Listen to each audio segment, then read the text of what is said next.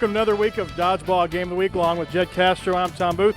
Tonight, the Dirty Dozen and the Red Welts, two teams kind of languishing at the very bottom, actually, Jed. Well, the thing is, Tom, the weather outside is starting to heat up, and the action in here is also heating up.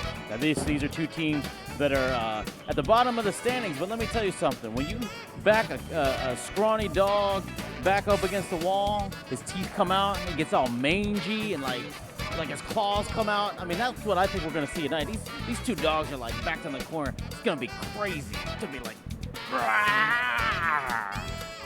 Dirty Dozen 1-5 on the year. The Red Welts 3-3. We will see who can climb out of the basement after this. Along with Jed Castro, I'm Tom Booth, and we are back for another exciting week here. Dirty Dozen versus Red Welts, as we told you about at the beginning of the show, and we're off in game one. It's Dirty Dozen, but really there's only four of them, and I just want to point out, you'll see a man with a gray shirt. He's changed teams. He's actually part of the Dirty Dozen, but he's now playing on the Red Welts. That's Jordan Clow. The man with a gray shirt and the black pants there in your near court. Jordan Clow is playing for the Red Welts. Also with Dirty Dozen, Josh Franklin, Kevin Weeks, Brian Clay, and Tommy Warren. Josh Franklin can take a seat, Tom. For the Red Welts, Drew Atkinson, Nikki Selvey, Brandon Snuffer, and Mike Casano. Mike Casano's sitting out this game. They got to go 4-on-4 there. The Dirty Dozen has only got a third of its players. Wow. Nice work by Drew Atkinson. Falling to the ground, but he uses his fall as an advantage. Look at the flip by Charlottesville's best-kept secret, Kevin Weeks. He said they got all their shirts at the Goodwill, supporting the local charities. And, you know, it's also a way to conserve the environment. You know, it's like reusing clothes. Although I would never buy a shirt that said Charlottesville on it. It did say that. We teased him about that. And we should have. Brandon Snuffer, the last man standing for the Red Welts. And as you mentioned, Mike Casano came up to us and had an injury issue. Well, you know, we'll get to that if we see him out on the floor right now, but it'll make more sense when you see the team captain of the Let's just say Red he's Welts. playing one arm tonight. One-armed man. We'll say that. One-armed man killed my wife. I did not kill my wife. I don't care. One man still up for the Red Welts there, Brandon Snuffer, hanging tough. First like the game new kids here. on the block. Dirty Dozen still have Kevin Weeks out there running around like a madman. He is a madman. Completely insane. Yeah. Brian Clay and also Tommy Warren. You know, the best people are. Nice dodge by Kevin Weeks. But yeah, you're right. He's getting the job done, even though he's kind of being a little nice maniacal. catch. Drew Atkinson, if he was still alive, that would have put somebody out. That would have counted. Unfortunately for Drew Atkinson, it didn't. As he gets beat again with another ball from It's not really Kevin a good Weeks. spot to stand or sit.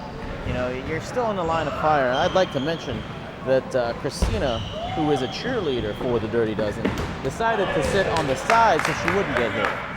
And Brandon Snuffer held out as long as he could, but he could not catch the line drive from the hands of the Dirty Dozen. And the Dirty Dozen will take game one on the Dodgeball Game of the Week. On WTOB.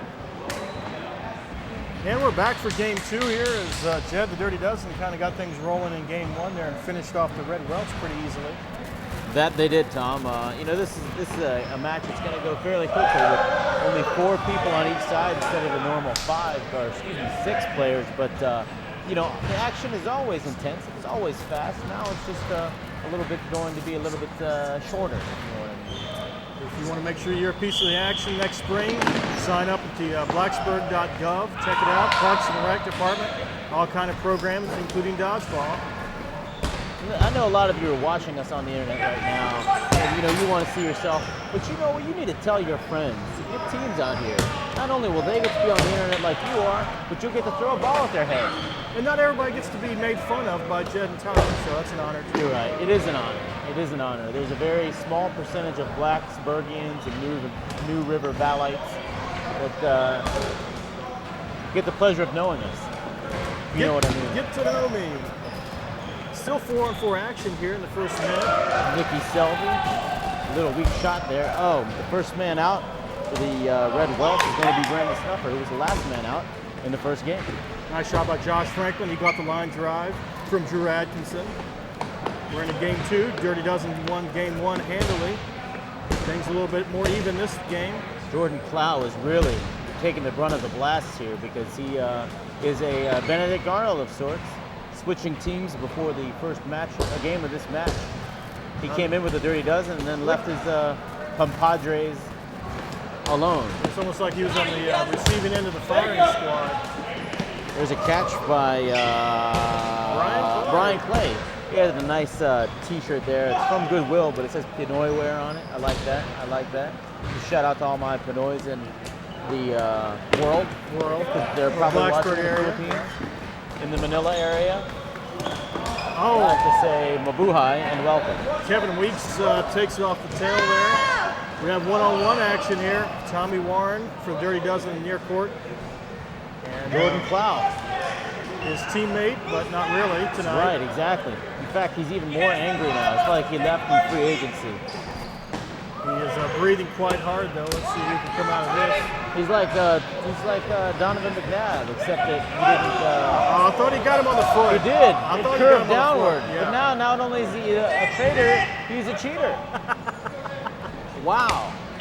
Jordan Clow. Rough night there. Wow, they're really going to be gunning for him the rest of the night, as if they aren't We're already. turning into those two grouches from the Muppets from the balcony I don't know what you're talking about. movie watches. This game We're the is two so. grumpy These old kids men. these days just throwing balls at each other.